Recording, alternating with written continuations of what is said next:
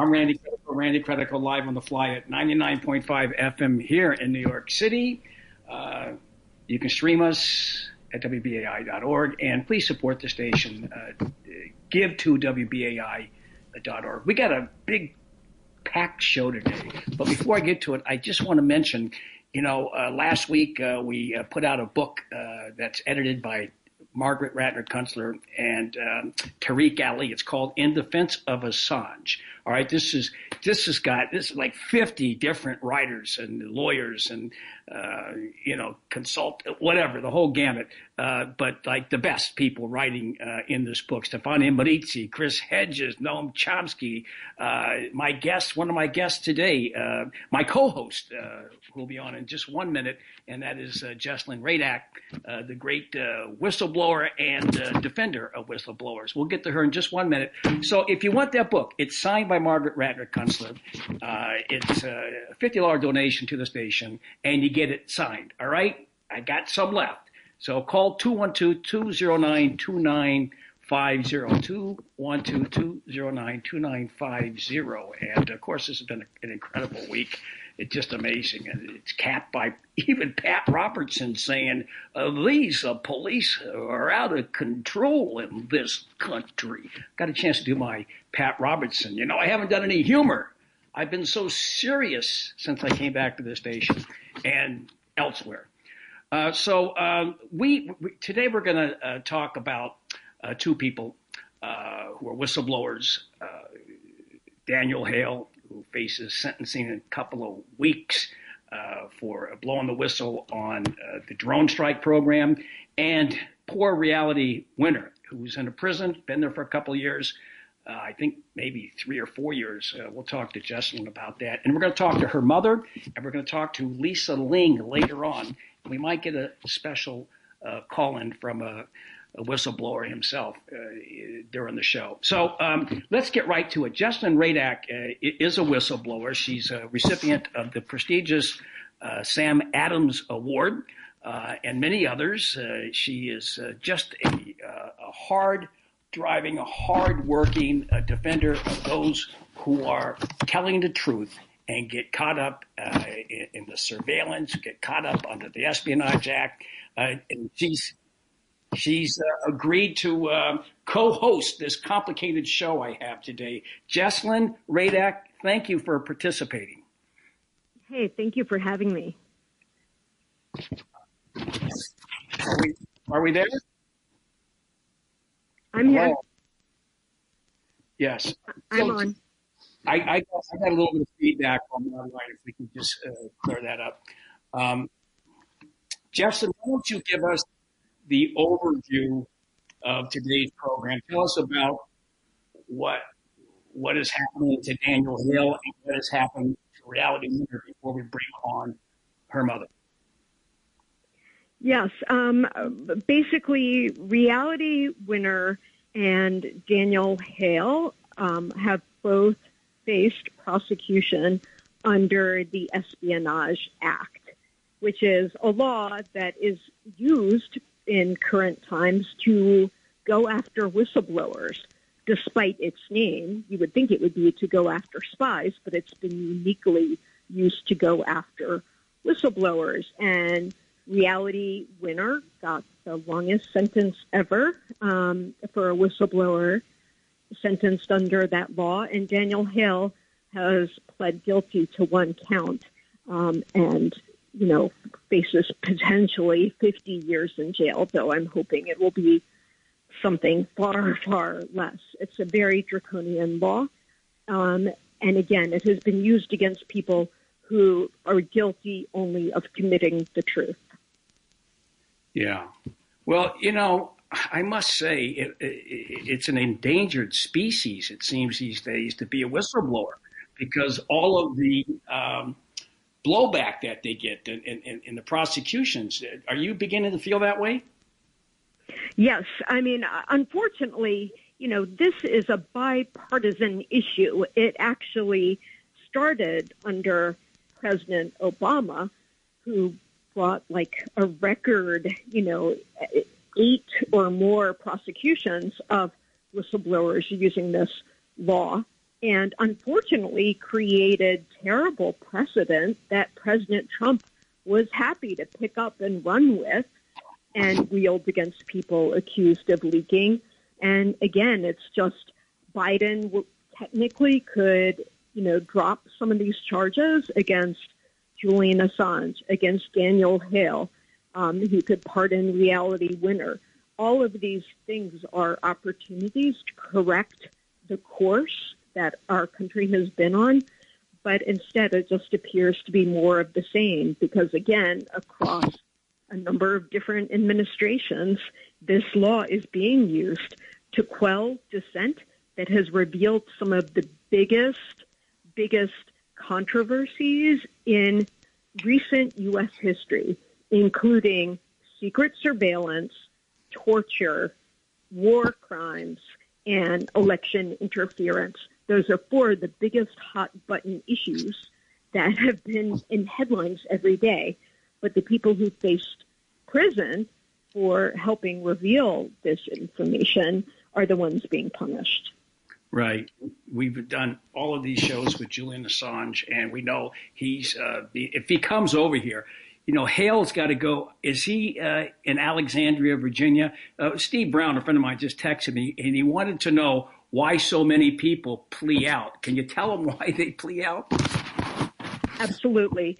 The Espionage Act is an incredibly draconian law, and unlike most criminal laws, it does not allow a defendant to talk about their intent. So there is no difference if you revealed government secrets for fame or profit or revenge versus if you revealed them because our government's been lying about these issues and it's in the public interest to know. There's no way to argue that during the trial. You can't bring anything like that up until the sentencing phase, after which you've already been found guilty. So because it's a strict liability law, it is a bludgeon to use against anyone. So of course they're going to plead. I mean, most of the people who have pled under this law faced literally the rest of their lives in prison. Wow. It goes back to 1917. I'm thinking of people that did go to trial when it first came out, and it was used to quell dissent back then by Wilson. And you had people like Eugene Debs. He went to trial and ended up getting like 15 or 20 years. You had Robert Goldstein, a movie producer, that got 10 years. He went to trial.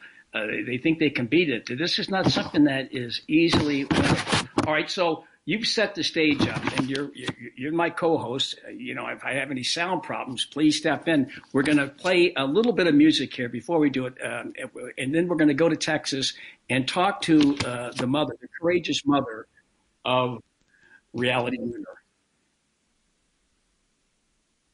Here goes Nina Simone. You got that, Nina?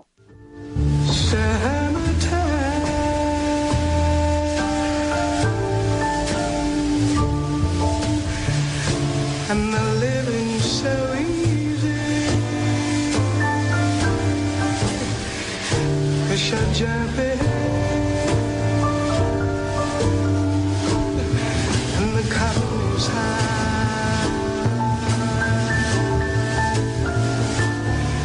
Oh, your daddy's rich,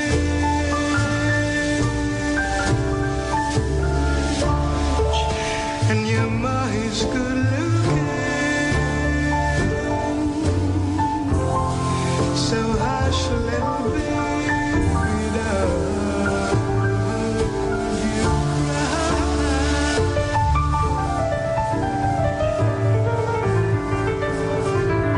One of these mornings,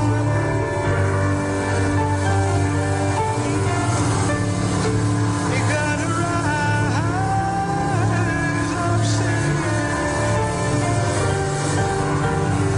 and you'll spread your and you'll take to the sky. Okay, that was the great late Nina Simone, Summertime. I'm Randy Critical Live on the Fly. As promised, we are now being joined by the mother of Reality Winner, and that is Billie Jean Winner Davis. And Jesselyn, can you just tell us a little bit? You kind of introduce her and tell her story for a minute. Sure. I mean, Reality Winner is an amazing young woman. She was an Air Force veteran who saw the general public and even state election officials were dangerously underinformed about the full nature of Russia's attempts to interfere with our election infrastructure in 2016. And she apparently sent documents to a news outlet that published them, and she ended up pleading guilty under the Espionage Act for leaking a single document to a news outlet and ended up receiving the longest sentence ever handed down in federal court for a leak case. And this was despite the fact that identical information was later released in the Mueller report. And despite statements by state election officials that they'd only learned about the Russian hacking attempts due to the document that she was accused of leaking. Right. So, you know, your mother has been first of all, Mrs. Davis, Billie Jean, thank you for being on the show today. Is it difficult for you to do media? Well, first of all, thank you for having me. No, it's not difficult. It's become something that I have had to do in order to make sure that the American people don't forget about my daughter, Reality Winner. You know, there's been very little media coverage about her and her case and the government's persecution of her. And, you know, the only way that I can see to make sure that she is not forgotten is to speak out and to do that as much as I can, as often as I can, and to remind the public that Reality Winner is still in a maximum security prison, serving, as Jesselyn said, the longest prison sentence handed down for a crime of this nature. Well, it's just amazing. I've seen you at the 1-year anniversary. You've been out there. You travel around. Can you just tell us, how is she coping? I know it's difficult for you to know that your daughter's in jail. How are you coping, and how is she coping? So she, you know, has her ups and downs. My daughter is a very strong person, and, you know, she has really high morals and strong ethics. And so she uses those to kind of get her through day to day and to advocate for others. She's never stopped advocating for others. She will advocate for those around her who are less fortunate and who don't have a support system like she has. But this last, you know, it's now going on, it's very close to 4 years that she's been incarcerated. And it's been very difficult. You know, she has suffered greatly. She's been assaulted in prison. She's been injured. She has been denied medical care. She's been denied adequate food.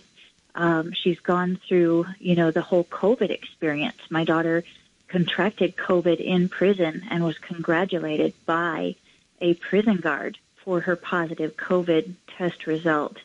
You know, and then most recently, Texas had the winter storm where my daughter's unit was the unit that was without heat and without water for a period of like 4 days. So, you know, everything, she's just suffered so greatly through this, you know, on top of just a normal prison sentence, you know. But, you know, we talked with her this morning, and, you know, she knows that she's kind of at the end of her sentence, and she knows that she has survived so much. She has survived the worst conditions. And so she's really looking forward to a time when she can be released and be free and start a new life and start healing. Have you been able to visit her recently, or has it been since the COVID outbreak? Yeah. Our last face-to-face visit with her at the prison was in February of 2020, because in March of 2020, because of COVID, the Bureau of Prisons suspended and stopped all in-person visitation. So we have not seen her for over a year. Wow. She must have some stories to tell. I'm sure what she is witnessing in that prison. We know about these guards. There's really no oversight by some inspector general that does some inspecting and talks to prisoners. That just doesn't happen in state or federal prison. And she's in the same state. I guess she's in Fort Worth. Is that it? In that federal facility there? Yes, that's correct. And I don't know if people should write her or what. Does she want letters from listeners? Yes, I always encourage everyone to write to her. If you go to our website, standwithreality.org, there's information that contains her registration number and the prison address and some do's and don'ts with regard to what to send, what not to send. I do encourage people to write to her, especially right now. She shared with us this morning that she has not received any mail at all. They are rejecting all of her mail and sending it back. They find any kind of reason. And so what I would like to see is that people just continue to flood that prison system with mail for her. And at some point, we can maybe do a formal complaint about what they are doing to her as far as violating her rights to mail. Yeah, well, give out that website once again so people, and I want people to send her letters, all right? You can get this on the archives, and if you don't write it down now, but just give that website again. Yes, it's standwithreality.org, O-R-G. Okay, all right. So people, I want you to do that. Jesselyn, do you want to jump in here and ask Mrs. Davis any questions? I wanted, as a mother and as a human being, I was curious about how Billy, her daughter is denied compassionate home release. That was granted to Paul Manafort and other Trump associates convicted in an investigation of the very electoral fraud that Reality tried to warn of. And I'm not, how does she deal just with the utter hypocrisy of the way power has been wielded in this case? I'm outraged. Yesterday, I sat in my car waiting to go into work, and I literally was crying because I listened to a newscast with regard to, the new information that has been declassified about Paul Manafort and about his actual release of the polling information to Kalimnik, who then it was revealed that he was actually a Russian agent, a spy. And so here you have somebody who worked against our democracy, against our voting system with the Russian government, who was, like you said, he was granted compassionate release when my daughter was denied it. So my daughter stayed in prison and caught COVID and, suffered that. And then he was pardoned by the President of the United States. Yet he did something so much worse than what my daughter did. My daughter released the proof to us that our voting system was under attack. That's all that she did. She didn't work with a foreign government. She didn't sell secrets. And, it outrages me, to know that this is what our country has become. This is what our justice system looks like today. Wow. We are talking with Billie Jean Winner Davis, the mother of Reality Winner. I just got a text message from someone who was going to try to chime in and jump in. Thomas Drake, who you know, he says, please share my regards to Billy and her incredible and sustained support for her daughter Reality as her extraordinary mother. History is on Reality's side. That's Tom Drake. He's a good man, isn't he? Thomas has been there. Oh, he's a great man. He's amazing, as is Jesselyn and Lisa Ling and all of the supporters that have, joined me in this fight to keep Reality's name out there and to fight for justice for her. Your daughter is the most remarkable. I'm looking at her resume. I mean, she speaks all of these languages. She's a real brilliant individual. Was she special when she was growing up? I mean, did you know that she was this brilliant? Yes, I did. I did. She has always been a superstar in so many different ways. I tell a story about the one thing that did surprise me was when she was in high school, she took, an advanced art class, and it never dawned on me, she's brilliant, she's smart, she's always been top of her class, she was top 10 in her graduating class, but, it never dawned on me also the artistic, the skills that she has, and that also is something that it surprised me as a mother, as a parent, when she came home and she started working on an art portfolio and started painting. I mean, these paintings that a professional would do. So, she's so many things. She's brilliant. She's funny. She's athletic. But she's also very compassionate and passionate. She's somebody who will give away her last, piece of bread to somebody else who needs it. She is very special. I must tell you, I've read about her, and I'm glad that we're able to do this. We're going to, not just today, but we're going to do more on her until she gets out. And I think it's really important that people do write her letters, do get involved. And this is just part of the criminal justice system that is so outrageous and egregious and brutal. But in prison, has she been able to continue her studies? I know she loves to read and she loves to write, or is she severely restricted? Prior to COVID, she was taking college courses through Adams State University in Colorado. We had arranged for, her to continue her education, which it wasn't easy to work with the prison on that. They stalled her, every chance that they could.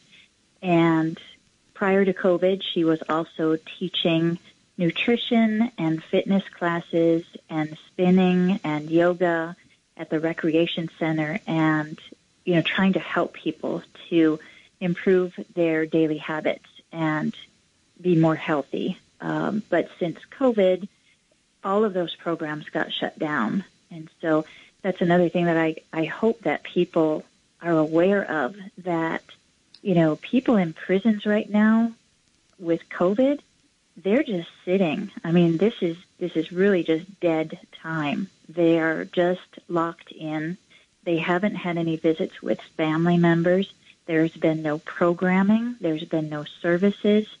And so, it's cruel and unusual at this point what, our prison system has become for all inmates, to include my daughter. Right. I'm Randy Credico, live on the fly.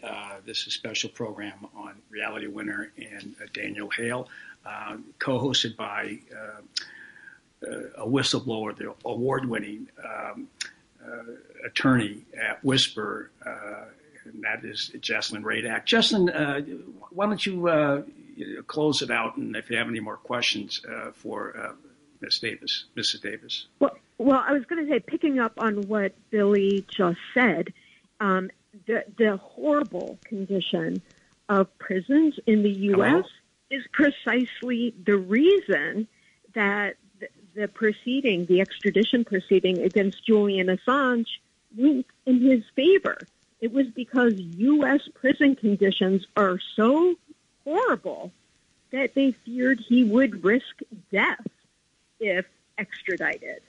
And it was because of our horrible prison system. I mean, prisons are supposed to punish, but they're supposed to also rehabilitate and give opportunities, and you want to release people in better shape than when they arrived. And it's just appalling. I mean, it's punishment. It's basic solitary confinement, for people who've been sent to prison for non-violent crimes in these Espionage Act cases.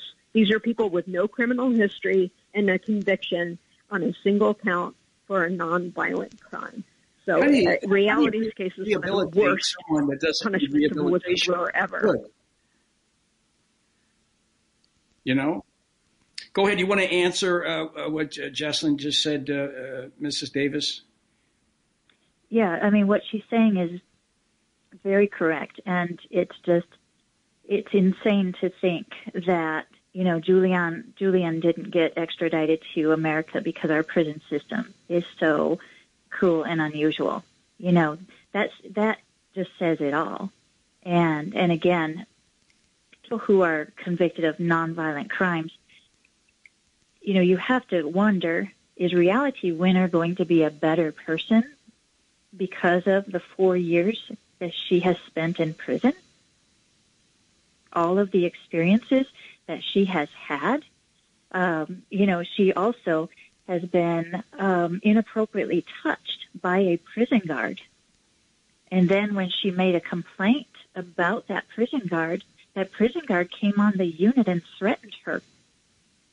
She has lived in a system where she sees so many wrongdoings. She has lived with murderers. She has lived with child molesters. She has lived with, thieves and, drug dealers. And so you've got somebody who comes from a background of service, who released a document as a public service to America, and they locked her up for 4 years. And because of the nature of our prison system, is she really going to be coming out a better person?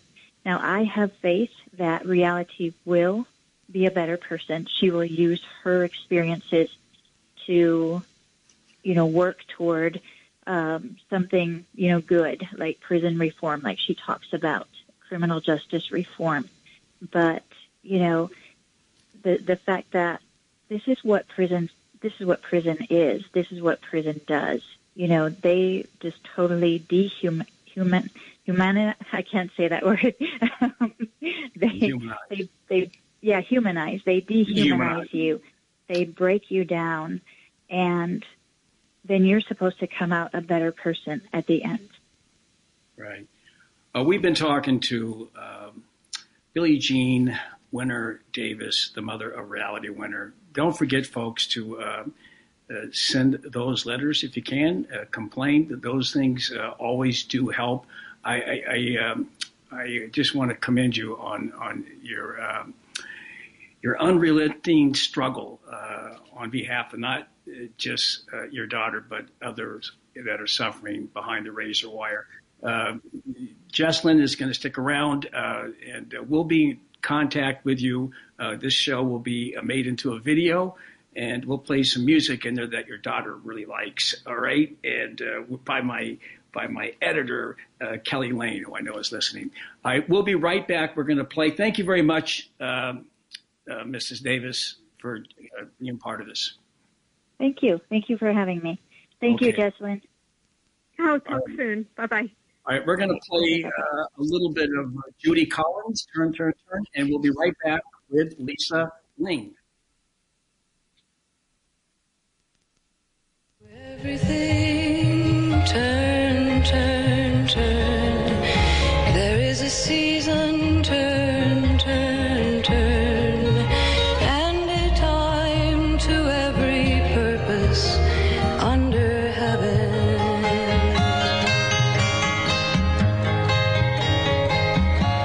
Time to be born, a time to die,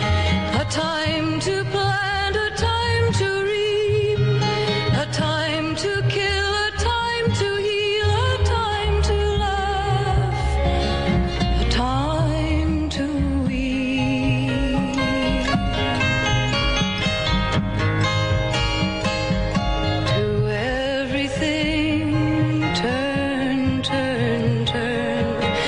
There is a season, turn, turn, turn, and a time to every purpose under heaven.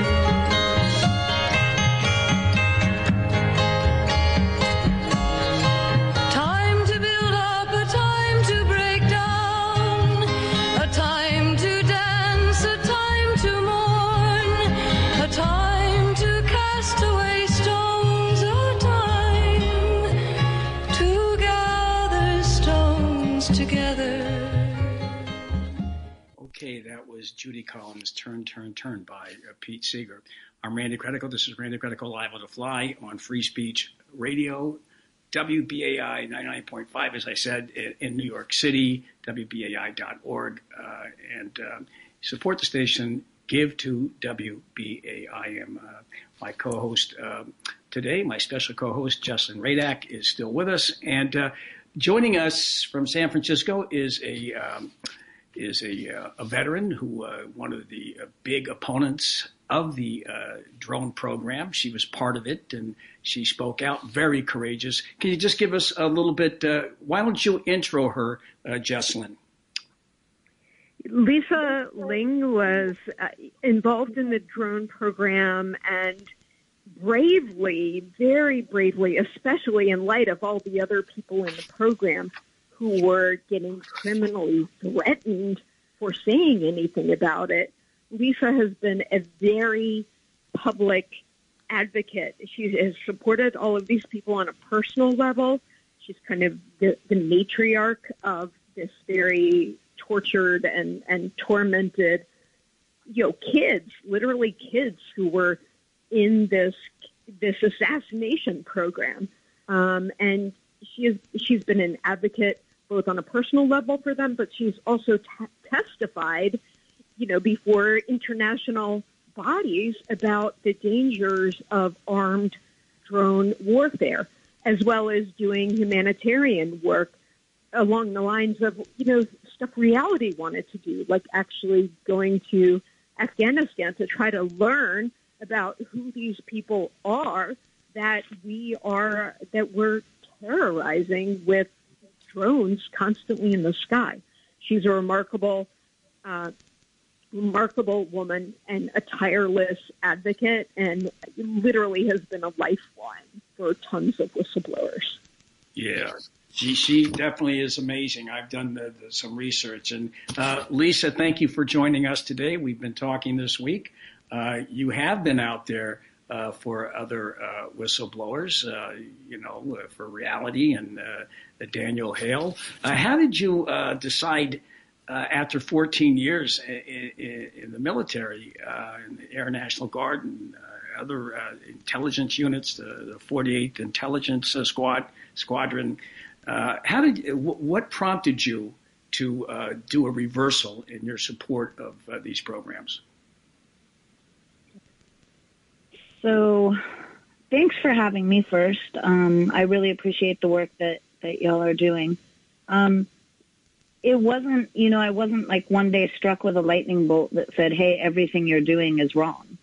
It was more of a gradual process where I'd just see things that just didn't sit right with me. Obviously, like Daniel and Reality and others of us, Brandon Bryant and others of us that were in the drone program, and tax dollars were paying for it. And basically, we were in this war that we called the War on Terror, while we were terrorizing entire nations, countries, communities, families, mothers, fathers, sisters, and brothers. We were terrorizing them by having these objects loiter above them, and no one is immune. So if you're playing soccer on a soccer field, you are not immune to being droned. If you're a teacher, you're not immune to being droned. If you're in a hospital, in fact, actually, while President Obama was in office, a hospital was droned. I could go on, but how is it that we can take our American tax dollars and fight a war on terror with terror? It's wrong. Yes, you went to Afghanistan. I was it in 2016. So you went to get a firsthand look of what the drone program, the damage done by the drone program. Were you prepared for that when you went over there, or did you already have an inkling that things were not good? Well, I mean, I obviously knew that things weren't very good, and I had gone there a couple of times before that just to basically talk to people, which is why I wanted to participate in Sonia Kennebeck's film, because I had talked to the people in Afghanistan. Yes, that's the film. Sonia Kennebeck directed a film called National Bird, and if you look up nationalbirdfilm.com, you can find it. And myself and Daniel Hale were both in this film. And I just hearing what the they are such a resilient people. And I didn't go there for forgiveness. I didn't go there. I just wanted to see the humanity, because this new paradigm that we're using to fight wars with this, going towards artificial intelligence and going towards people not showing up. Look, when I was new in the military, I did some things that to this day I'm still proud of. I set up one of the first electronic connected classrooms to teach typing, basically. Just things like that. I watched technology get adopted. And I didn't, at the time, people always ask, well, you knew you were going to kill somebody when you were, well, of course. I thought maybe that I would get shot at and be defending myself, but never in my wildest dreams did I think that the same technology I used to teach a class how to type would be the same technology used to kill people on the other side of the world. There's no way to retreat from a drone. There's no, you can't, as seen in the film National Bird, people were, flying white flags, waving their children, and yet they still got bombed by American forces. Wow. Using the equipment that is meant to, or told over the news and everything, that is meant to protect the Afghan people. So, right. Well, you know what we're going to do right now? We're going to play a clip of the trailer for National Bird that was on PBS. Let's play that if you got it tuned up, Giovanni. You're at 10,000 feet. You don't know what's going on. You know what you see in 2 dimensions. 3 former U.S. soldiers break their silence. I have to be very cautious about what I can and can't say on camera. And expose the emotional reality. I thought I was going to be on the right side of history, and today I don't believe I was. Of the top secret U.S. drone program. He could be indicted for espionage. National Bird. Part of Independent Lens on PBS. Lisa, people can see National Bird. Is that on YouTube or is that at a website? You just said it. It's on, I think it's still on Amazon. And if you go to nationalbirdfilm.com, you can see how to see it. Yeah. So, but or you've been speaking Google out. National Bird. You've been speaking out that film. Were you? Did you get a lot of heat? Were you? I know that you're fearless, but did you anticipate that the federal government might be coming in your direction? Just to clarify, I am not fearless. When I stepped forward to be in Sonia's film, I was terrified. Both, the 3 of us come from a place where you are told daily, don't say a word, where you're told the secrecy, or you're going to be treasonous, or, and people who had already come out or had already said things against the current wars that we were in, like Chelsea Manning, they were, treated like pariahs. So it's not about not being scared. It's more about having the conviction, and it's about being able to sleep at night, really. It's about being able to sleep at night knowing that once I realized what I was doing was wrong, that I spoke out about it. What about other people that you work with? Did they want to speak out, but they were in fear that there'd be a reprisal? I mean, what's the general feeling amongst your former colleagues that may still be participating in the drone program? So I know that some of them were torn. I know that 2 people that I work with committed suicide. I know that somebody that Daniel and I both look up to was Jacob George. And this is, I mean, if anybody wants to know the emotion behind what we were doing, he's got something out there online, his music called A Soldier's Heart. And so he too committed suicide. There's a reason why soldiers and airmen are committing suicide. They talk about moral injury. It's not like a lightning bolt or a tumor that comes and hits you. What moral injury is caused by doing immoral acts. And regardless of whether you're ordered to, like we learned in Nuremberg, or not, immoral acts will cause moral injury. Right. Yeah, here's something that you said in the article.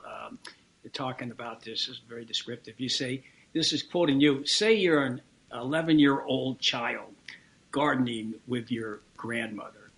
You say, 1 minute you're gardening, and the next minute you turn around and your grandmother is in pieces. When that person gets to be a little bit older, that's the only part of the Western world that this child has seen. That's pretty heavy. And I suppose that's not anecdotal. That kind of stuff happens, right? Oh, absolutely. All right, absolutely. Jesselyn, I'm going to let you take a swing with Miss Ling here. Well, again, the moral injury is something every single drone client I've represented, and there are about a dozen of them, they all suffer terrible moral injury, and all of them have PTSD. Most of them have struggled with addiction issues. A lot of them have trouble reintegrating back into society because their conscience is just weighing on them. I mean, the fact that you're like part of this assassination program, but you're not allowed to talk about it, even with your own psychiatrist. I mean, the rules, the secrecy governing this program, and the idea that you could be prosecuted for espionage, that's a real fear, because we see that happening right now in Daniel Hale's case. They are upset, the government is upset that he talked about the drone program to a journalist. And, again, that he has a First Amendment right to do so, but the government says his secrecy agreement is more important, even if what he blew the whistle on is the fact that we were overstating the accuracy of drones, and like 90% of the people that were killed by drones were not the intended target. That is something the American public deserves to know. And instead, all we get are the government cooperating with Hollywood films, glamorizing drones for being precision, these very precise weapons that, don't worry, no soldiers are going to be damaged. Well, there are a ton of U.S. soldiers who've been damaged by this program. Wow. You in response to that, Lisa? The proof is in the pudding. I mean, the proof of the pudding is in the eating. I mean, to go by an old axiom there, look at the amount of suicides that are happening. 22 people a day, 22 former service members a day. That went on for years. And I mean, let's look at something that's happening today with our tax dollars that the public doesn't talk about, right? I mean, basically 400,000 kids are going to die today in Yemen of starvation, man-made starvation that's being supported by America's tax dollars. Participating in things like that, once we found out that that's what we were participating in, that we were told we were going to go and help these countries, only to find out that we were killing people and terrorizing them. It's just wrong, and the American public has a right to know, especially right now when we're looking at having debates on whether to have medical care for the American public. I mean, when we're having debates on where we want our money to go. I'm sure that if Americans realized that 400,000 kids are being killed by their tax dollars, they'd have, or I'd like to think they'd have something to say about that. Absolutely. We're talking with Lisa Ling, whistleblower, former veteran of the drone program. She has spoken out. She's featured in a documentary with two other whistleblowers called National Bird. Just look that up on the internet and watch it. It's an incredible documentary. So I at the end, you mentioned Obama in one of these articles, Obama's response to the drone. He actually thought it was a good program. Was he lying? Was he just covering up, or did he actually believe that, in your opinion? So I'm not going to have an opinion over what somebody thinks. Can you hear me? Yes. Can you hear me? Okay. So I'm not going to have an opinion over what somebody thinks. What I will have an opinion about are the actions. And the actions that are occurring today are we are trying to automate warfare, which obviously, as we saw in the recent happenings,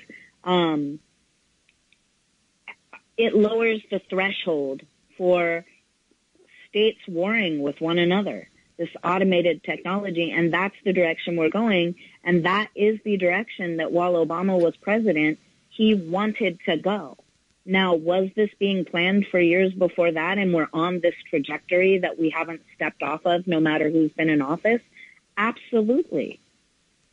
Absolutely. Well, wait a second. And I mean, when you think about people like myself, like Daniel, like Sean Westmoreland, like others that have spoken out against this, when you think about that, we walk around knowing that we participated in this stuff, having it on our shoulders, knowing that, it's kind of like with Reality Winner. I mean, she just, it wasn't like she went digging for this information. It's in front of our faces behind that wall of secrecy, day in and day out. And we walk out the door, and what we see on television, what we see on the news, is diametrically opposed to what we see every day. How are we supposed to carry ourselves in the world? Well, how is that supposed to work?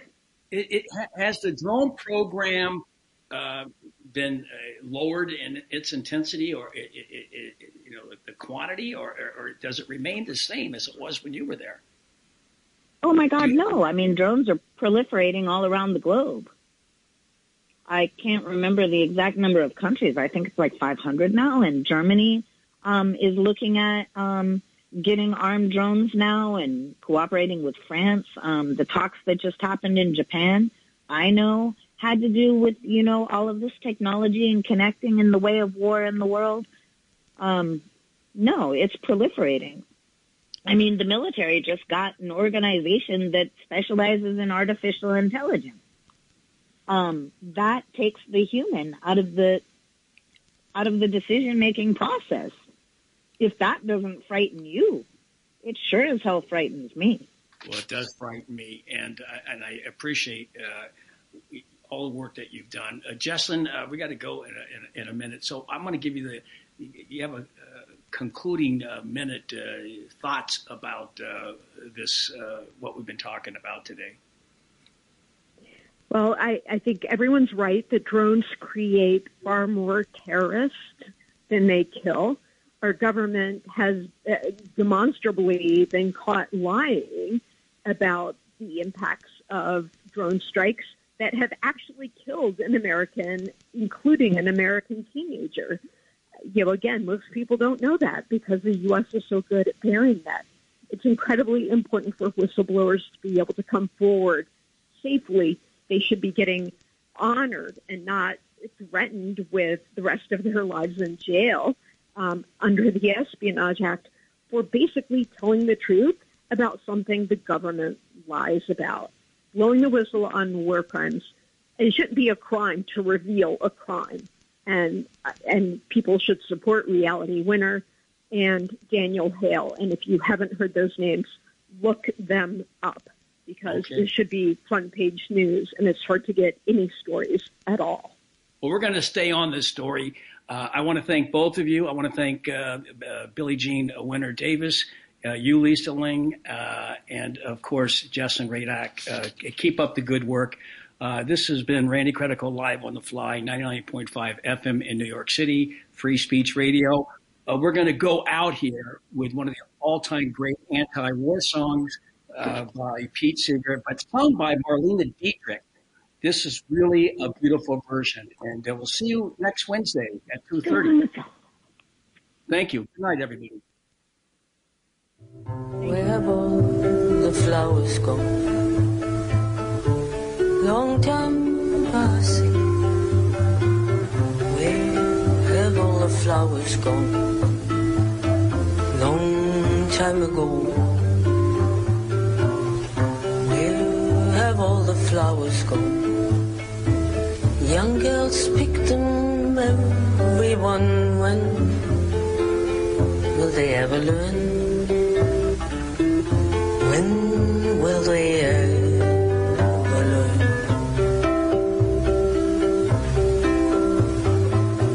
Where have all the young girls gone? Long time passing.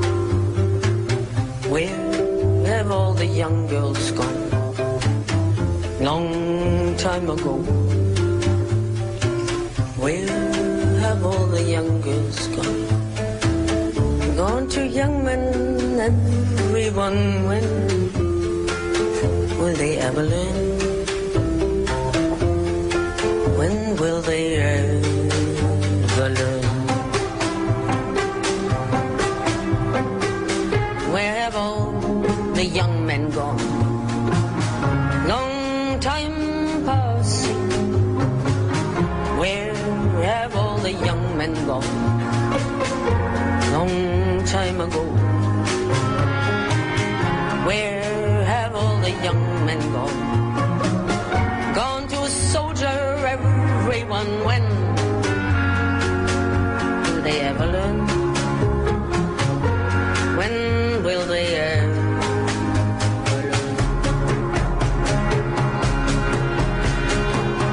Where have all the soldiers gone?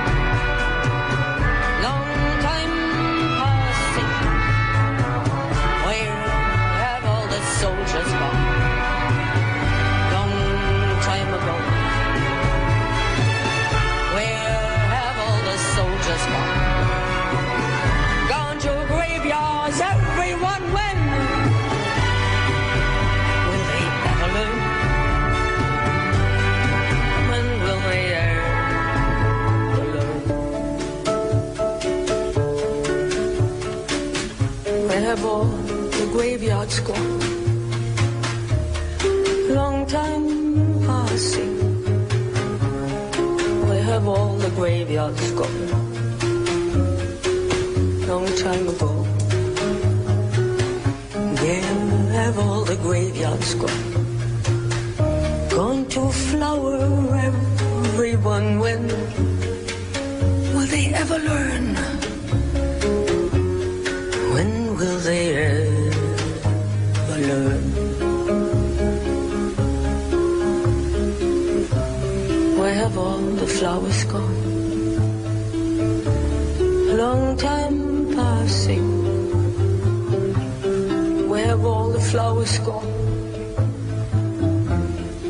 Long time ago. Where have all the flowers gone? Young girls pick them, everyone. When will they ever learn? When will they ever learn?